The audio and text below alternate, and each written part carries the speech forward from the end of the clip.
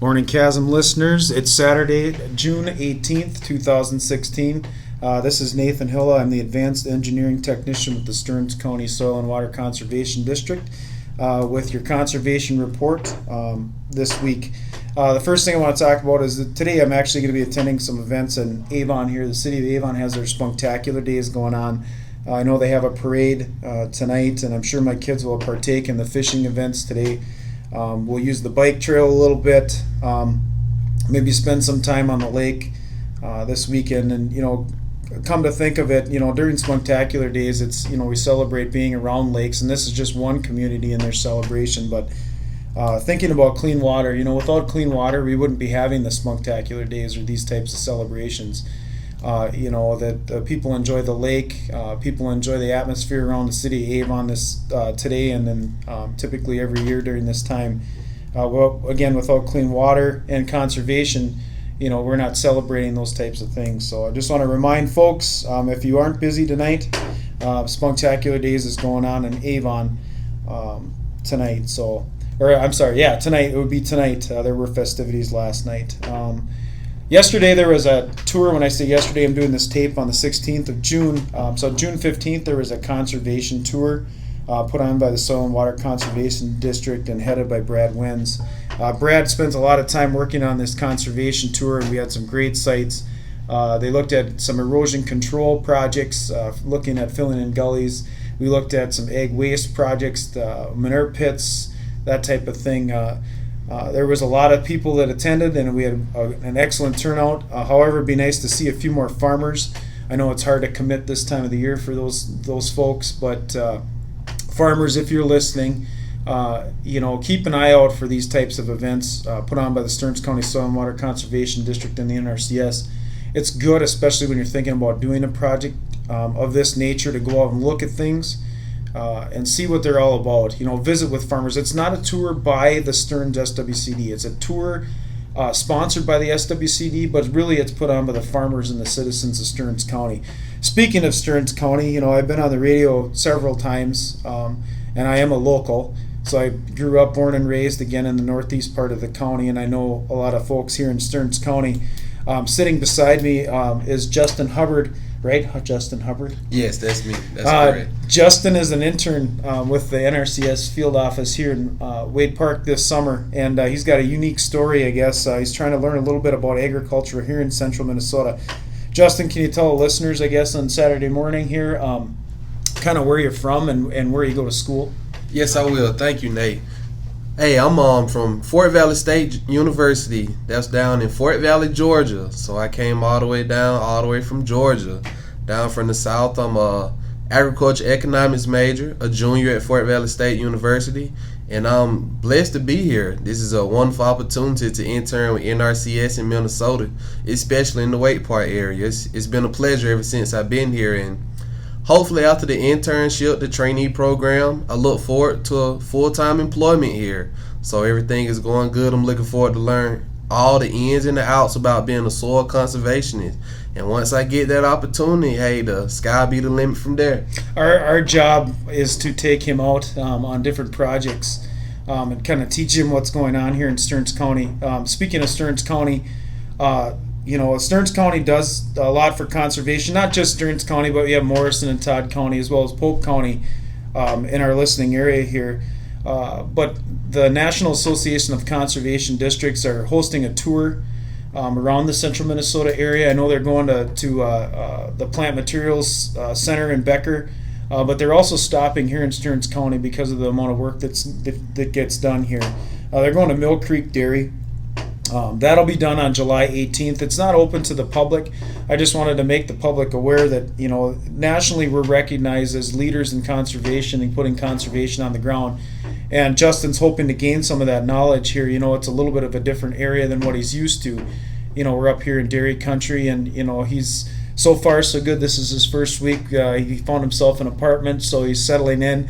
Unfortunately, he won't be here during the winter to enjoy our blessed winters here in Minnesota. So, but who knows? Maybe he'll come back someday and visit us during that time. So, So thanks, Justin, for coming and visiting. But a few things about the local rains that are happening that are localized, very heavy localized rains. I got a call from a farmer on Monday, and he mentioned that my tile isn't working. Well, we're getting massive amounts of rain here this past week in parts of Stearns County. Keep in mind, a lot of individuals want to look at tiling right away. There are other options. We could look at storing water on a temporary basis and kind of releasing it at a safe in a safe amount to our lake streams and rivers. We do have options there, but if you are thinking about tiling, there's two spots you need to check. One of them is the Stearns County Service Center, which is the NRCS SWCD office here.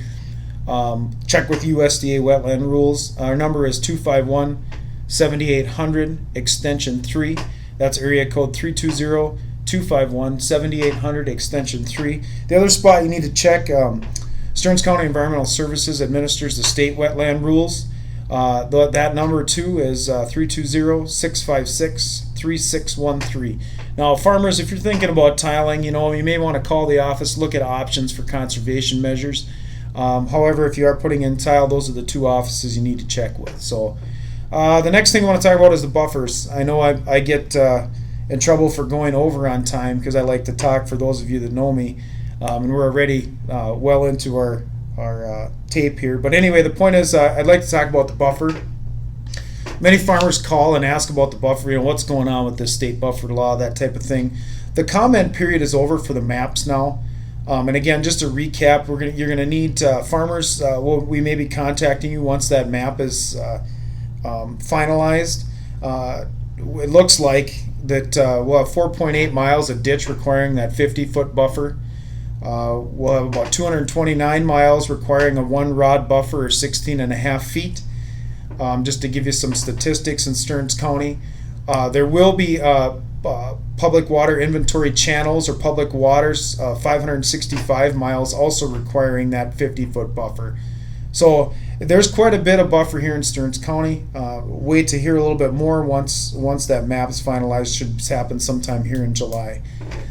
We do have 7,859 total landowners to look at. So no, not all of those individuals are going to require a buffer. As far as some may have buffer in place. For example, on my property on Middle Spunk, I'm required to have a 50-foot buffer. Some of what I have is in long grass, but I also have a buffer that leads down to the lake that would count as that portion that I've left natural. So keep that in mind. There are a lot of landowners, but several of those landowners will be in compliance. So more to come on that. MRBI, Mississippi River Basin Initiative, is an NRCS initiative going on until 2019. Folks, if you're down in that Long Lake area, down south of the Sauk River chain of lakes, and you're listening today and you're thinking about doing some conservation practices, there are two areas. One is Long Lake down there south of the chain. The other is near and around Cedar Island Lake, part of the Sauk River chain of lakes. If you're in those areas and thinking about doing conservation practices, come in and see us. There is special funding dedicated through 2019 for conservation practices in those areas, and that's one of the areas that I currently help out with my current job, is promoting those types of programs. So it's NRCS programs for manure pits, erosion control, cover crops, different practices that way. So come on in, give us a call here. We're located at 110 2nd Street South, Suite 128 in Wade Park. We're right by the Pizza Ranch, or where the new Dick's Sporting Goods is going in.